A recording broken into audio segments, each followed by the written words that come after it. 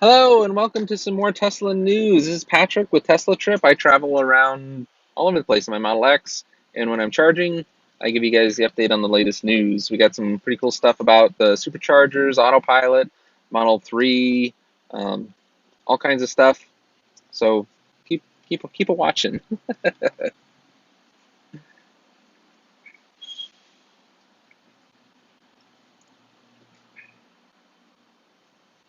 So this Tesla announced this morning when I first got up that they're have a whole new supercharger system that they're setting up, and it's really cool. They're these smaller superchargers that they're going to be putting in metro areas, like they're putting them all over the place, and they're physically smaller and they aren't in pairs, so it doesn't matter which one you pull up to, you'll be able to get a full charge rate. Unfortunately, that rate is half. So these ones are about half the speed of a regular supercharger, and um, I don't know. I guess the good news is just more superchargers. They're going to be like they updated the maps, and if you look at the United States, the superchargers are like all over the place. All the gray ones, they really are going to put 3 times as many chargers all around the United States, like Elon was saying earlier, and it's great. I'm so happy. In Autopilot news, uh, the new Autopilot 2.5 hardware, Tesla is saying it needs more validation for the auto braking. So it's kind of crazy. Like I got my Autopilot 2.0, and I thought, hey, it's going to be better than 2. Or version 1, but it spent several months before it got the auto braking because they had to validate that it's working correctly. And it looks like it's going to be the same thing with the Model 3, and that's what they're doing with all the employees. And that's probably part of the reason that they're not letting people do reviews and things, because not everything works yet. So that's, they're everybody's getting the new Model S and X's with the 2.5 hardware. They're going to have the same kind of an issue where you've got to wait for a few months before the auto braking is fully calibrated and validated and all that jazz.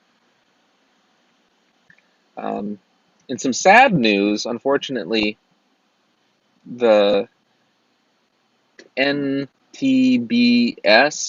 so that's the U.S. National Transport Safety Board, said that Autopilot played a part in Joshua Brown's death last year. It was back in 2016 around May. So it's interesting because what this article is saying from Bloomberg is it's a contributing factor. So Autopilot didn't kill Joshua Brown. The vehicle that pulled out in front of him was a major contributing factor. The fact that he wasn't paying attention to the warnings on the Autopilot and not technically using it the way that he was warned to use it is another factor. And then also the fact that the Autopilot didn't, kick in last minute and save him from all that is a factor. So hopefully, the stories that come out tomorrow aren't going to overblow this thing and be like, oh, Autopilot kills people. I mean, it failed to save him. I mean, all those other factors are the reasons why, unfortunately, he passed away. But yeah, yeah, we'll see what the news says. Please comment below on what you guys think. It's just sad all around. I hope it doesn't set back autonomous driving anymore. Hopefully, it'll encourage Tesla and others to work harder on ways to make sure that people are paying attention, or that the vehicle really can, you know, intervene and save people in situations like that. So our good old friends at GM, they say, hey, we made the first self-driving cars that can be mass produced for realsies. They're not like Teslas, which are not actually self-driving. So they're saying, and what's actually interesting about this article is they're saying they can produce hundreds of thousands of these Chevy Bolts a year that are capable of fully autonomous driving. Yet they have the same little thing on there that Tesla puts. Oh, that's pending regulatory and um, uh, validation testing, extensive validation testing. So that means Yeah, we can make them, but they might not actually work for a while. Pretty much the same thing Tesla's saying. Tesla, and their good-heartedness during the Hurricane Irma here this weekend, they actually software upgraded the software locked Teslas, like the 60Ds up to 75Ds, so people could get out of the way of the hurricane. So people in the path of the hurricane, they took and they upgraded their software Teslas so that they had more range, which was they could go to the Supercharger.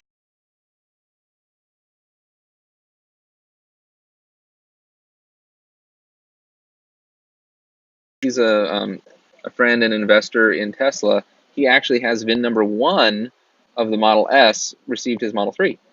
And it's funny, he says he's got a friend NDA and that he can't say anything about it, but he posted pictures and he said a lot of things that are, pretty boastful of the Model 3. He says it's not a review, but it's the greatest tech product ever made alongside PC, Mac, and the iPhone slash smartphone.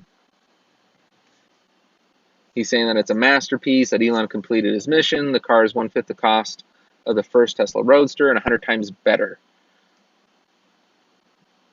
It's kind of neat. He has a picture of it next to his Model S. Just lots of good things about it. It's cool that the Model 3's non-reviews that are coming out are really good. There's also a Model 3 over in Europe spotted, so that's some good news that they're doing the testing on that. And I know somebody that's going to be pretty excited. Wesley here. Have you been watching our live streams? We were running around Silicon Valley together, and trying to get some footage of the Tesla headquarters, and we were over at Apple earlier today, and they were getting ready for the new iPhone X or 8 launch that's happening tomorrow, and they had all kinds of security. It was crazy. Oh yeah, we got to see the new building. Well, parts of it. It's kind of covered by like hills. It's weird, weird, weird stuff over there. Speaking of weird stuff, somebody finally got with it and realized, you know what, this electric car thing's catching on. And Volkswagen announced they're going to invest a massive $8.4 billion in electric cars and batteries. So they're waking up and smelling the coffee, or realizing, Tesla's taking a lot of their sales. So Fred reported this on Electrek, and I thought it's great news, because I got a friend, Dr. Ponzio, and he loves BMW. So I'm glad that they're finally deciding to take electric vehicles seriously, and put some real investment in, not these little hack jobs that are just these dinky little batteries or weird mobiles like the i3. Sorry if you like the i3. I think it's a cool car, but it is kind of weird. It's just, I don't know what else to say about it. It's weird. Thank you guys for watching this live stream. It was kind of a mess getting it put together. It was kind of fun though. I'll show you around here in a second. This is the supercharging station. I've never seen so many Teslas in my life. Went to the Gigafactory, or the Tesla factory. I'm gonna be posting a video about that later. And everywhere I go, there's just Teslas here in Silicon Valley. There's also a lot of Chevy Bolts, a lot of EVs. If you like this show, please subscribe. And I'll be posting shows about once a week. Please hit the subscribe button, and then the notification, so you know when these live feeds are coming up, and you can participate and chat. And I'm monitoring it right now, and actually I'm going to read some here in just a second. But one last thing, I'm hosting an event for Plug in America. It's a partnership with the Sierra Foundation over in Riverton, Wyoming, the middle of the charging desert. We're going to have a bunch of Teslas there. We're going to have some Chevys there. Even BMW and Ford said they might bring some stuff down. If you know of anybody that lives in that area, have them come by and check out the cars, and so they can learn about EVs and whether or not, maybe they want one in the future or something. Or if you've got one and you live nearby, please bring it. The more the merrier. It's going to be a cool meetup. We're finally celebrating the fact that you can actually get to Riverton, Wyoming, in an electric vehicle because before the summer you really couldn't unless you use tricks like charging at RV parks. And now the supercharger on I-80 is all open. I have my little chargers set up around Fremont County right now, soon to be further in Wyoming. It's going to be a lot of fun. All right, so Wesley, what does Joey say there? Okay. I think that the article said, Yeah, it said 84 million. oh, 84 million in euro. Euros, yeah. Oh, that's even more money though, isn't it? Is Is, it is, the same? Is is euros worth? I don't know what the exchange rate is, I don't know. I've never worked in sterling, so I don't but it's know. well, Wesley's English. English English from the From UK. the What UK. part of the UK? Essex. Ethics. Okay. Essex in the UK. Is that it for the chat? Pretty much. It says, Oh. yeah, Well, so it's not sure if it's more or less than dollars and the exchange rate. all right. So I'll just kind of show you guys around real quick here, just so you can kind of see behind me. This is the supercharger here at Mountain View. So we've got a bunch of cars, and it's interesting. At all the superchargers I go to in Nevada, Wyoming, Utah, I've never been to one where you had to wait in line. There's a queue right now for 3 Teslas. I don't know if you can see. 1, 2, 3. Yeah, there's 2 Model S's and a Model X waiting in line to use the supercharger. And I think that's nuts. So, yeah, we totally welcome this expansion that Tesla is talking about doing right now, because we could use all those little gray dots filled in and even more. They're finally going to get Canada up there done, and North Dakota, a little bit more in Wyoming, got some stuff in Mexico. Anyways, thank you guys for watching so much. We'll see you guys next time. Bye.